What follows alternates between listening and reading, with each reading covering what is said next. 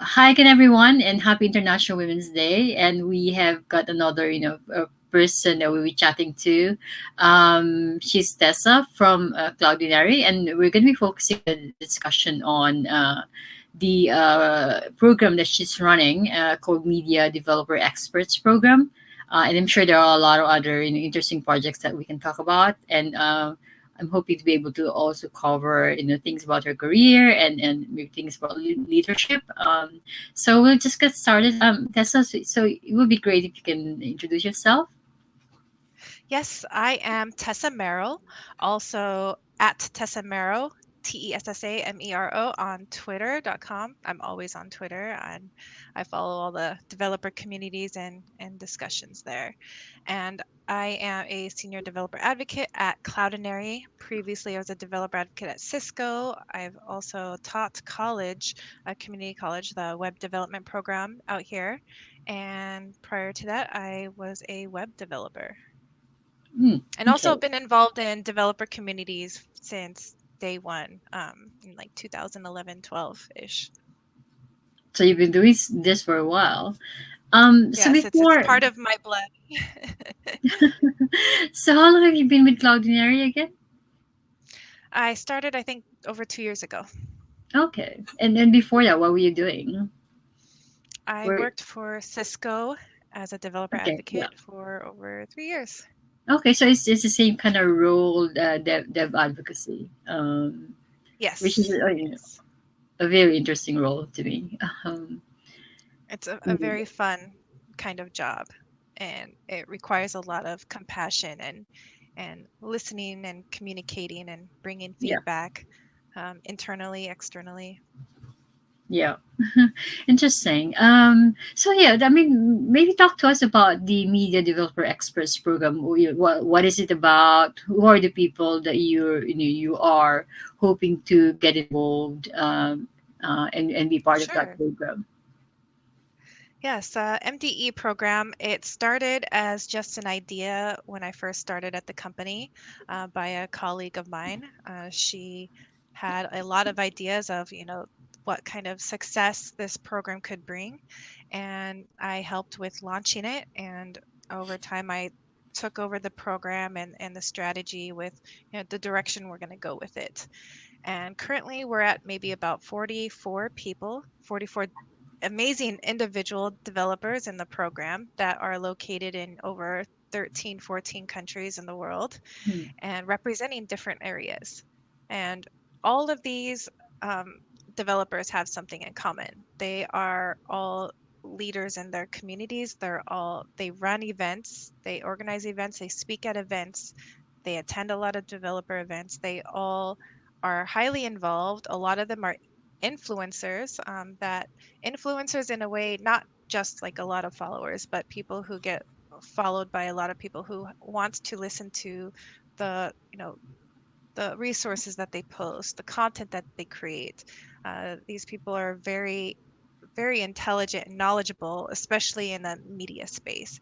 And when I say media, I mean developers who work with images, developers who work with video to be able to manipulate this in real time, to be able to connect to these media APIs and develop things, make it more optimized, make it more accessible. There's like so much more you can do with media that most developers aren't aware of, these capabilities, and they're out there advocating that the a better media experience, and that's something that we care about a lot. Interesting. Yeah, especially nowadays that like videos and and graphics and all that is something that's very very much a part of like everything what we do. When we Hmm. in the past we just tweet. Nowadays, usually there's some gifs or videos or whatever. Um, so yeah, and yeah, things are pretty exciting in like I guess the video slash media world, right? Hmm. So are there any other like new projects that you're excited about at Cloudinary? Internally, our team, the developer relations team, we're really all about community and helping other developers. And that's one thing that's really attracting me um, to work on this team and to, you know, be really excited and motivated with everything that we're working on. And this project that that's not launched yet. I think we're very, very close to launching it. And I've been helping managing the content that comes into it.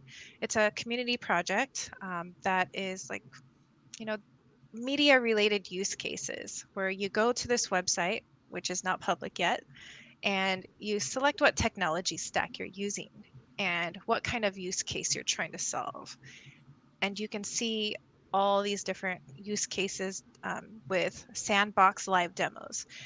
And the issue that we see with a lot of tutorials online is you try to replicate it, but you can't really get it to work on your server environment, which is why it's great that every single one of these media jams requires a sandbox demo. So the developer can go right on it and fork the code and be able to use it on their version and understand how, what are the specifications to get this code to run, and they're able to replicate it. And it's, all these use cases or demo code has to be something that even a junior developer or a senior developer can go in and replicate this and be able to use this in their application. So we're just making the user experience much better for all developers. And it's not specific to Cloudinary. It is, open for anything. But of course, right now it's currently Cloudinary integrated related content. But the focus is not on media APIs. It's just part of each use case since it's a Okay. media jam. And the word jam came from the technology stack, jam stack. Right. Interesting. Yeah, and we're glad to be hearing about it here at at the Techno Day. And thank you for Claudinary for being one of the supporters of this event. So maybe we can like focus on. I know we were chatting about this like outside this chat before, things to do with with leadership and all that. And I think you were saying something about like the media developer experts having to I don't know, maybe show some sort of They leadership, or do you want to expound on that a little bit? Yeah, so the MDE program, all of the individuals, they all go through an interview process, or they're highly recommended people internally or recommended from other MDE uh, community members. And one thing I'll go through is their social media history and things that they've posted online. And I'll look for similar traits with, like, we have a certain, value, and it's really about people who are compassionate and want to help other developers and help educate them. They're all advocates in their own different ways. And everyone that I've brought in is a leader in their own personal way. They're all leaders. And one thing that people don't know is anyone can be a leader in your work, in your personal life, anywhere. And that's one thing that I've really wanted to talk about in my presentation is the courage to lead. Like, how do you have that confidence to become a leader? How do you, sound more like a leader? What are the steps to get there? What can you do? And it can be for various different reasons. And it's a topic that I absolutely love discussing.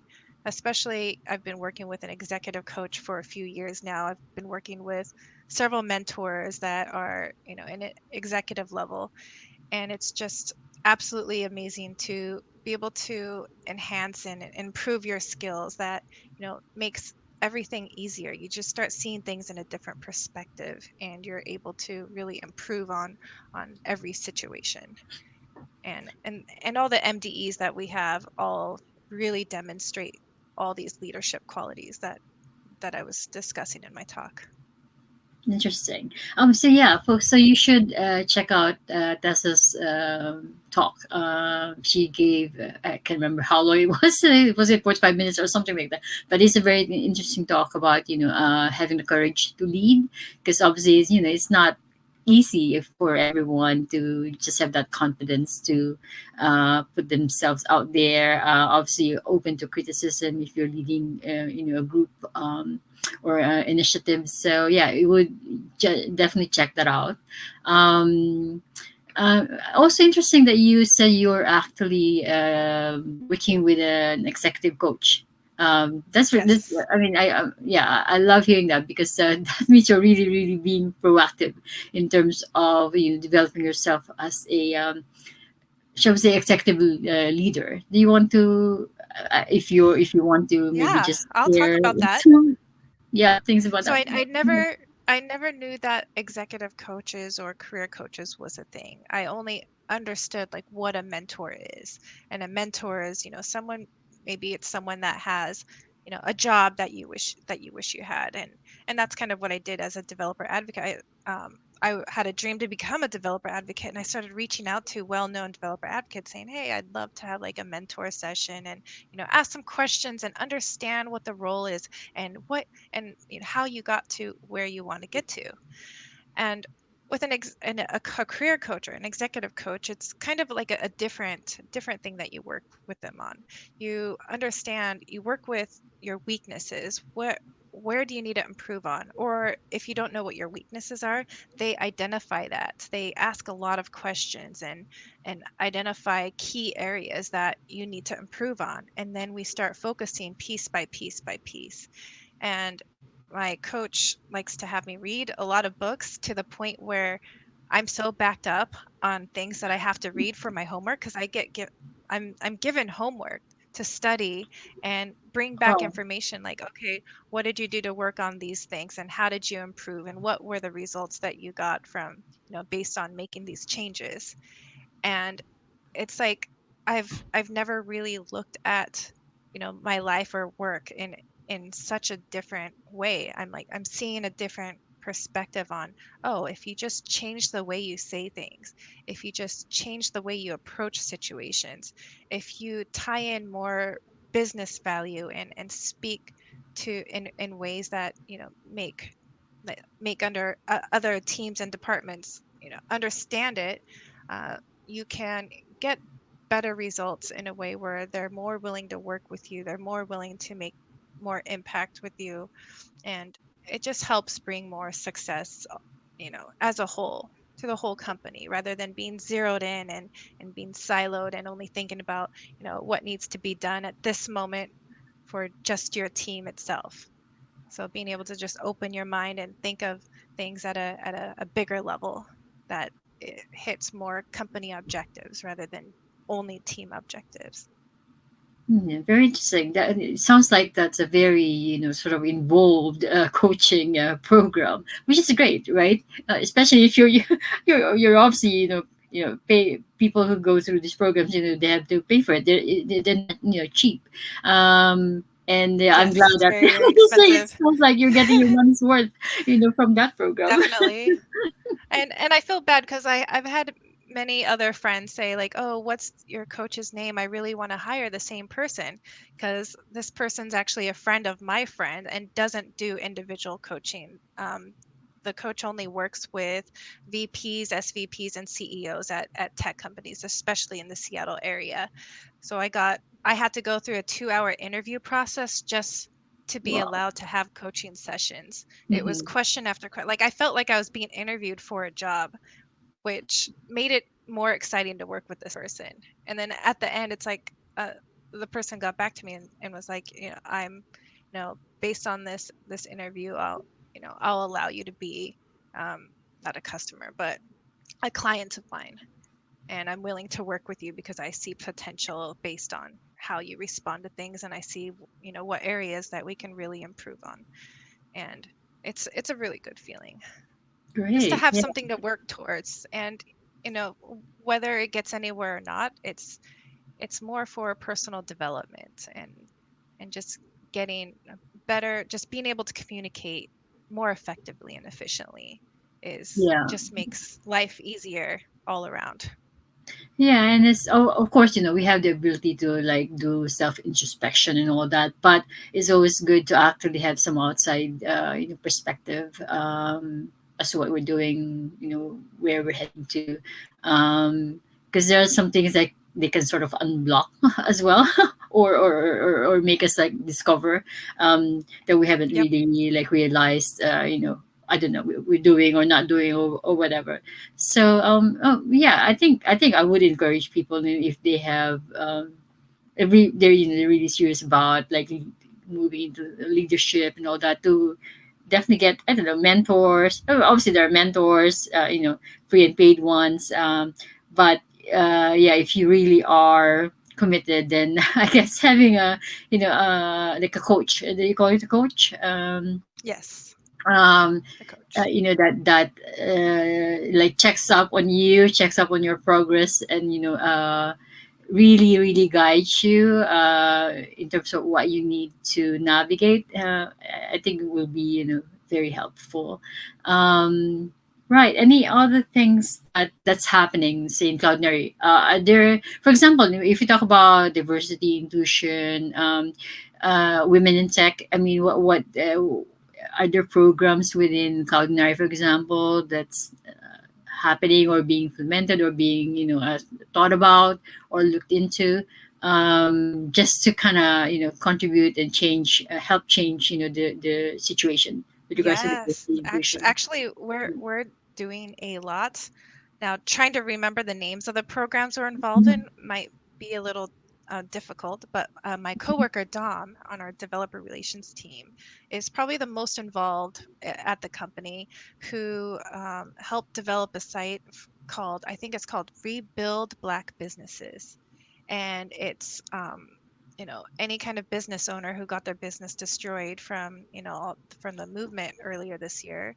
Yeah. um, People can donate and help them like rebuild it back together, and they can apply and add their business to the list. And that's been quite successful because the group that he's been working with have built a big contributing team to put this together, and it's really great. It's a Mhm. great website too. Another thing is our HR department have been working really hard on getting us more involved in all these different communities. And we have this program where women can mentor and do workshops and classes for these students, these women in tech students. And I would like to get Mhm. the names of these organizations, just not on the top of my head, because there's Sure. quite a few of them. It's not just one that we're involved in. So, and it That's makes not me right. feel really good that they're taking the time to make it a high consideration of putting others first before Yeah, ourselves. sounds like a And really that's good the kind of program. company, and that's the kind of company that that's the biggest thing that I look for when working for a company, is how involved are they with external developers, how involved are they with nonprofits and charities. It's just something that's always been part of me, and something I care about a lot, and I want to have that same thing around me. Yeah, great. So, just talking about you, I mean, you personally, how have you coped, the past 12 months or so? You got a family, correct? If I'm not mistaken. Yes, How yes. has it been at home, this whole year or so? And I know you love I cooking, have, if I'm not mistaken, right? what was that? I believe you love cooking as well. Yes, I love to cook so much. Prior to the shutdown and the whole 2020 experience, I was traveling a lot for work, going to a lot of conferences, going to meetups. It was nonstop. Because once Yeah. you're going like a. I was like a Energizer bunny, if anyone remembers those commercials from back then. And it allowed me to really sit back and like realize what do I really enjoy? What do I like? I've experienced hobbies. I haven't had hobbies for so long, and I um because when you're always traveling, you can't really consistently do anything. Like, I wanted to join a Yeah. volleyball team back then, and I've missed every single practice after signing up because I had an event that I had to go to on every single practice day. And one thing I've really learned is how much I love cooking. And how much I like playing video games with my kids. So that's kind of like my evening and usually weekends activities. Mm-hmm. And it's cooking is probably the biggest thing. I like to just have every possible spice you can get. I always keep my fridge full of vegetables, and when you have just those two ingredients, like you have endless things that you can create. And I'll go on I'll like think about what kind of food am I craving? Something with maybe hamburger in there, or something with, carrots and celery, and then I'll look for some recipes and I'll explore with that. And I'll make it once and I'll just keep making it until I like perfect the recipe, and I'll change it so the recipe evolves each time I create it. And I like to memorize it. One thing I don't like when I'm cooking is measuring food. I don't like to measure anything. I just go Oh, by same taste and here. like put I stuff just together. oh, we're the same actually. I do that. The other day, someone's I posted something and someone's asking me for the recipe, and I said there's really no recipe because I just put together stuff and yep, that's it. It Yeah, makes it taste, just better in a way because it feels like your own creation rather than yeah, a yeah. followed list of creation. It's your own adventure basically.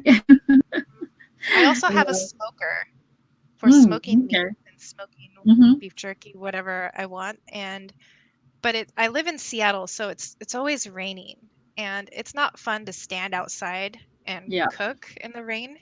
So I usually only use it in the summertime, and I'm like waiting for the sun to come out, and it's just finally starting to dry. It's been raining nonstop since like the end of last summer, Oh and wow. I think spring is going to be coming soon. But spring means more rain, but it dries for a little while before it begins. Yeah. So that's a nice time, right? Oh Yes, yeah, I'm but looking beef forward to brisket. warmer weather as well here in hmm London. I'm. Isn't London similar to Seattle with weather? Just rainy, I mean, it's not rain. humid. Yeah, it rains here a lot as well, but I don't think it's as bad as Seattle, if I'm not mistaken. Yeah, but we do get a lot of rain as well. But during like spring, it's really. I always say that it's well, London and then UK in general is a beautiful country when the weather's right. Well, I guess that's true for for any place in the world, right? I have been there But quite a few times. I know um, the Heathrow. I think it was the Heathrow Airport. That was the most confusing airport I've ever been to because of how large it is. there are Just several terminals. Yeah. going from one terminal to another, it was like a 20-minute walk, 20-minute run. I've done a lot of like panting there, just catching my breath, trying to make it on time to gates. I don't know if you've I've tried missed like two. what's the airport in Amsterdam? I forgot the name, but it's one big airport as well. It's kind of Really? it might be even like worse than Heathrow in terms of like distances of terminals and all that. But yeah, I can relate to that running as well to make sure you don't miss I've your I've only connection. missed I've only missed a few flights in my life, maybe three or four altogether, Mm-hmm. and the Heathrow Airport was one of them You know that? because Oh I right. timed it wrong in my head. Like I like to time everything just perfect. Oh, it should take me no more than 15 minutes to get to that gate and jump in on time. And I didn't take consideration of being pulled on the side by security and having everything like checked. I Yeah. think I left like oatmeal or something in my bag. I can't remember, but I said that I was running late to my gate, and I should have never said that because they intentionally had me sit on the side for an extra 20 minutes to Oh wait for my. when they have time to search my stuff rather than doing it immediately when I was the next person in line. So Oh next time I'll okay. just be very patient instead of looking very flustered, like I have my gate, I have to go to my gate. Like, no, you're gonna wait even longer from saying that. Exactly. It's like you're challenging their authority. So yeah, no, you have to wait. Yep, Yeah. patience Um, will bring you a long ways. yeah. Well, as we said earlier, folks, Tessa gave a very interesting talk, for this conference, and you should definitely check that out. And the title of that talk is "Courage to Lead." normally she talks about like tech stuff and all that, Yep, advocacy, and kind of refreshing to have a different talk from her, this time. So definitely check that out. So it Tessa, is, and anything I else? love I Yeah. love talking about leadership, and it's Mm-hmm. just a fun area for me. So, Very any passionate about it. other like last tips, advice for our audience? Obviously, our audience this time, because it's Sure, virtual, yes. it's not just I have two women, separate it's everyone. I Go have two ahead. separate things to mention. Number one, for all the women out there, make sure you have a mentor and try to find a mentor. If you can't or not sure where, lunchclub.com. I have no affiliation with them. That's a great way. I've been mentoring other women on lunchclub.com and also being mentored by others, and it's been just absolutely amazing, the kind of connections that I'm getting. And second, if you are a developer and work with images or video, you can join our Discord community. It's public for anyone to join. You can simply, if you are familiar with Discord, you can click add server and type in the word media devs, MEDIADEVS, or you can type in the link discord.gg/media devs, and it'll bring you right into the server. And I am always there 24/7. Great. Yeah. Hopefully, a lot of people will check that out, and maybe they'll be, MVs in the future. So that would Yes. be wonderful. So thanks again, Tessa, and thanks to Cloudinary for supporting, Techno Day, and hopefully we'll see you again. The next conference. The next one will be in October, because we hold this twice a year around International Women's Day in March, and around Ada Lovelace Day in October. So yeah, so hopefully Cloudinary will constantly be there supporting us. Yes, Okay, thanks definitely. again, and yeah, enjoy your day, Tessa. Thank you. You too.